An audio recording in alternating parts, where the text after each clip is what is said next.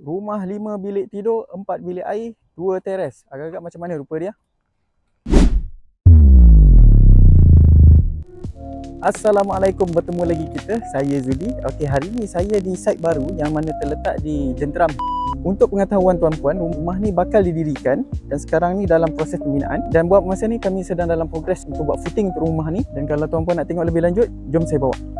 Okey, jadi ini adalah tapak baru yang akan kita dirikan, sebuah rumah setingkat yang mana menggunakan konsep English. Dan buat masa ni kami sedang buat progres untuk footing rumah ni.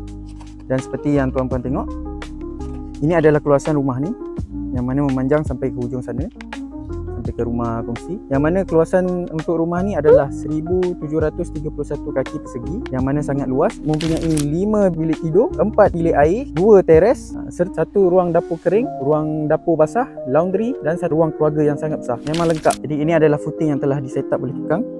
Jadi seperti mana tuan-puan tengok, memang banyak lubang dia. Jadi untuk kedalaman lubang footing ni adalah lebih kurang 2 kaki. Seperti mana yang lubang yang mempunyai air ini nanti kita akan sedut keluar dan kita akan menggunakan water pump lah untuk kita buang sebelum kita teruskan pada proses seterusnya.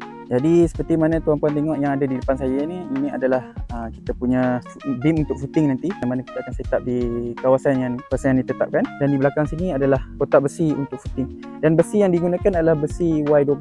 Sebab rumah ni dia rumah setingkat, jadi besi Y12 pun sudah memadai, mencukupi untuk menampung struktur bangunan lah. Jadi untuk kotak besi ni nanti kita akan letakkan di dalam lubang footing yang telah ditetapkan.